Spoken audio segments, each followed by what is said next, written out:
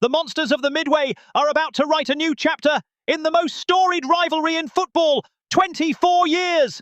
That's how long it's been since Bears and the Packers faced off this late in the season, with both teams sitting 5 games over 500. But here we are, in December of 2025, and the stakes couldn't be higher. A division title hangs in the balance, playoff seeding is on the line, and one team's franchise quarterback is about to face his biggest test, yet against a defense that's been feasting on turnovers all season long. This isn't just another game. This is history repeating itself with a twist. Back in 2001, the Bears were riding high with Jim Miller under centre and Anthony Thomas breaking ankles in the backfield. They went 13-3 that year, won the division, and looked unstoppable. But the Packers, they swept them both games, including a Week 13 beatdown that left Bears fans wondering what could have been. Fast forward to today, the roles haven't exactly reversed, but something's different. The Bears aren't just showing up to Lambeau Field hoping to keep it close. They're arriving with a legitimate shot to steal a win. And the blueprint for how to do it? It's staring everyone right in the face. Historic Bears-Packers showdown. Jordan Love versus Caleb Williams. Jordan Love has owned the Chicago Bears. Let's not sugarcoat it. In 4 career starts against Chicago, he's thrown 8 touchdowns to just 1 interception. He's won 3 of those 4 games. And this season, he's been nearly flawless, posting 19 touchdown passes against only 3 interceptions. His turnover-worthy play rate sits at 2.6%, which is basically elite territory. When Love protects the football, the Packers are undefeated this year. 7-0, perfect! But here's where it gets interesting. When Jordan Love commits just 1 turnover, Green Bay's record drops to 1-3-1. One measly mistake, and suddenly the Packers look mortal. And guess who they're playing this Sunday? The team that leads the entire National Football League in takeaways, the Chicago Bears. This stat isn't just a fun talking point. It's the key to the entire game. Love is playing at an MVP level right now. There's no denying that. But he's also human, and humans make mistakes, especially when you apply the right kind of pressure. That's where the Bears' defense comes in. Love's passer rating when kept clean is 130.3. That's absurd. But when he's under pressure, it plummets to 48.2. That's a drop-off of over 80 points. The numbers don't lie. If you make Jordan Love uncomfortable, if you force him off his spot and disrupt his progressions, he starts to unravel. And when he unravels, he throws the kind of passes that Kyler Gordon, Jaquan Brisker, and Terrell Smith live for. The Bears have seen this movie before. Last year in Week 11, Love threw a red zone interception to Smith that should have sealed the game for Chicago. It was a terrible throw, the kind of mistake that happens when a quarterback feels the heat and tries to force something that isn't there. The Bears didn't capitalize that time. Cairo Santos's game-winning field goal got blocked, and Green Bay escaped. But the lesson was clear. Pressure Love, and he'll give you opportunities. This year's Bears defense is built differently. They're not just hoping to get lucky, they're hunting.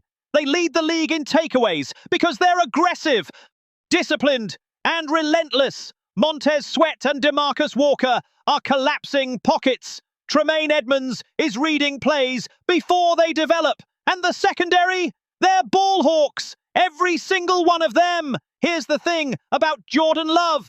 He's not afraid to take risks. That's part of what makes him great.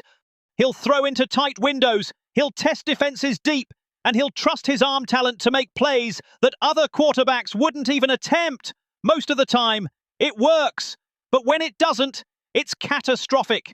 And against a defense like Chicago's, one bad decision can flip the entire game. The Bears don't need to shut Love down completely. They just need to force him into one mistake, one interception, one fumble, one turnover-worthy play that actually gets punished. That's it. Because if history tells us anything, it's that the Packers can't win when Love turns the ball over. And the Bears, they're the best in the business at making that happen. But let's not pretend this is going to be easy. Love is too good, and the Packers are too well coached. Matt LaFleur knows how to scheme around pressure. He'll use quick passes, screens, and play action to neutralize the Bears' pass rush. He'll move the pocket to give Love clean throwing lanes. And he'll lean on Josh Jacobs in the run game to keep Chicago's defense honest. The key for the Bears is to stay disciplined. Don't overcommit to the rush and leave receivers wide open downfield. Don't bite on play fakes and give up easy chunk plays. And most importantly, don't let Love get into a rhythm. If he starts completing passes early and often, he'll gain confidence. And a confident Jordan Love is nearly impossible to stop. This game is going to come down to execution. The Bears have the talent, they have the scheme, and they have the motivation. This isn't just about winning a game. It's about proving that the rivalry is back. It's about showing the Packers that the days of easy wins in this matchup are over. And it's about taking a massive step toward winning the NFC North for the first time in over a decade. 24 years ago, the Bears and Packers met in a game with playoff implications, and Green Bay walked away with the win. This Sunday, history has a chance to repeat itself. But this time, the script is different. This time, the Bears have a defense that can change the game with one play. And this time, Jordan Love is going to find out what it's like to face the league's best takeaway defense when the stakes are at their highest. What do you think? Can the Bears force Love into a mistake and steal this game?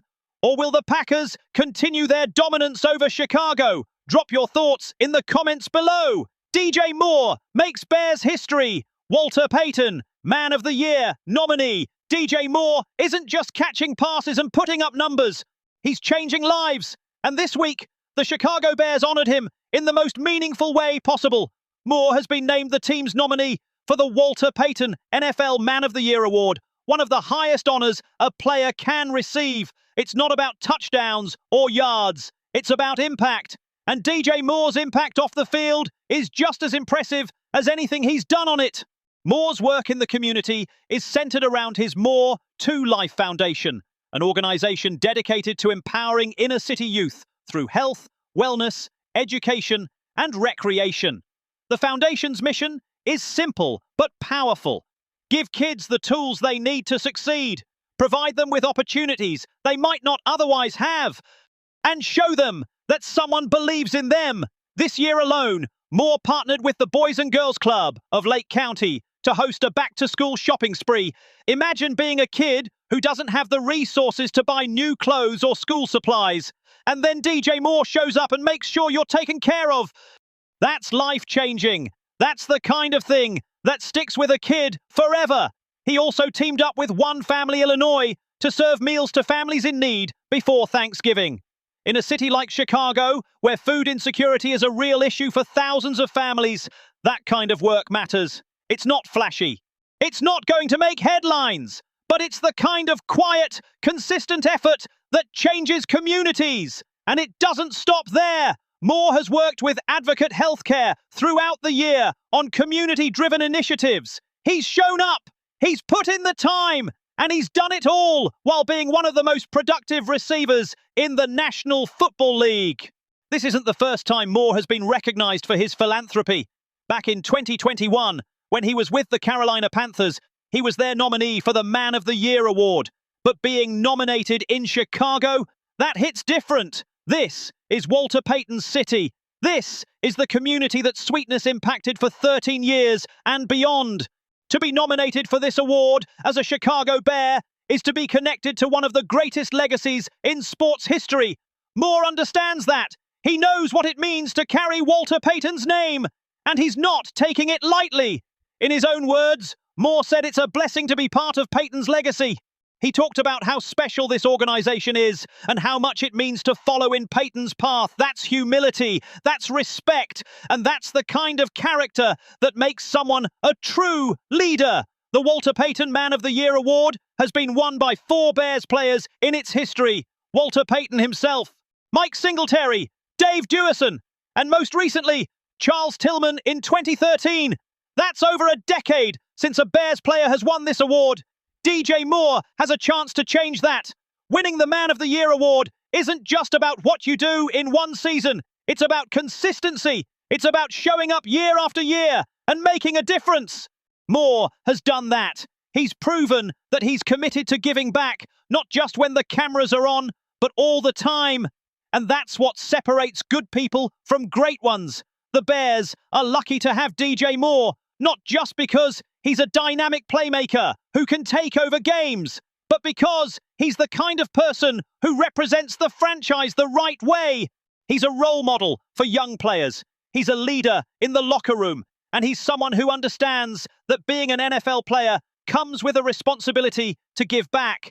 This nomination is about more than just DJ Moore. It's about the values that the Chicago Bears stand for.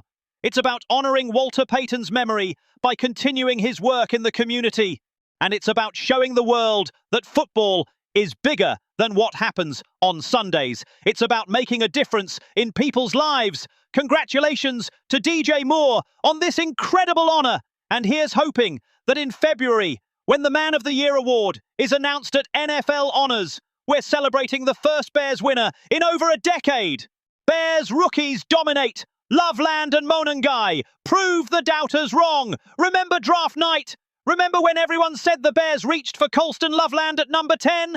Remember when analysts questioned why Ryan Poles waited until the 7th round to draft a running back? Well, it's time to revisit those takes. Because 13 weeks into the season, the Bears rookie class is proving that Poles knew exactly what he was doing. Colston Loveland was the first tight end off the board in the 2025 draft, and the moment his name was called, the criticism started. Too high, too early, waste of a pick. But here's what those critics didn't know. Multiple teams were trying to trade up for Loveland. The Bears didn't reach. They got their guy before someone else could. Loveland missed most of training camp while rehabbing an injury. That set him back. He wasn't ready for week 1. And when he finally got on the field, it took time for him to find his rhythm. But now he's becoming exactly what the Bears hoped he'd be. A matchup nightmare in the middle of the field, a red zone weapon, and a safety valve for Caleb Williams when plays break down. Ben how to use tight ends. He proved that in Detroit with Sam Laporta, who earned a Pro Bowl nod as a rookie, and now he's doing the same thing with Loveland. Johnson isolates Loveland on linebackers and safeties. He runs him on seams and in breakers. And in the red zone, he lets Loveland use his size and footwork to beat man coverage. ESPN recently ranked the top rookies in the league, and Loveland cracked the top 10 at number 9. But it gets better. NFL analyst Matt Bowen named Loveland as the rookie most likely to make a big playoff contribution. That's not just hype. That's recognition of what Loveland has become over the past 6 weeks. He's not just a developmental project anymore. He's a legitimate weapon. And then there's Kyle Monangai, the 7th round pick out of Rutgers. The guy everyone said was a wasted pick. The guy who wasn't supposed to make an impact. Well, in his NFL debut, Monangai rushed for 176 yards. 176 yards in his first game. That's not a fluke. That's a statement. The Bears needed a running back. Everyone knew it. But instead of reaching in the early rounds, Poles waited. He trusted his evaluation. And he found a gem in the 7th round. Monangai has vision. He has burst. And he has the kind of toughness that fits perfectly in Chicago. He's not just a depth piece. He's a legitimate contributor. Before the season started, one NFL executive predicted that Loveland would be better than Sam Laporta. At the time, that seemed like a bold take. But now, it doesn't seem so crazy. Loveland is on a similar trajectory. He's getting better every week. And if he keeps developing at this rate, he's going to be a Pro Bowl caliber player sooner rather than later.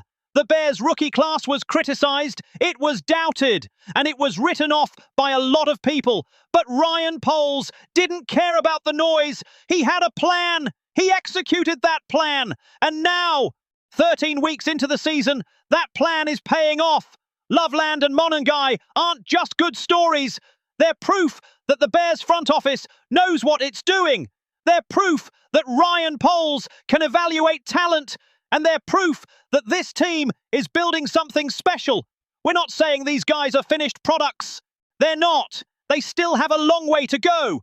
But based on what we've seen over the past month and a half, Bears fans have every right to be excited about the future. Because if Loveland and Monangai keep developing at this rate, they're going to be cornerstones of this franchise for years to come. So there you have it. A historic rivalry game with playoff implications. a franchise legend being honoured for his work off the field, and a rookie class that's proving all the doubters wrong. This is what Bears football is all about. This is what makes being a fan of this team so special. The next 2 weeks are going to define the Bears' season. 2 games against the Packers, 2 chances to prove that this team is ready to compete for a division title, and 2 opportunities to show the rest of the league that the monsters of the Midway are back. If you want to be the first to know the latest Chicago Bears news before anyone else, hit that subscribe button right now. We're breaking down every game, every move, and every storyline that matters. Don't miss out. Bear down!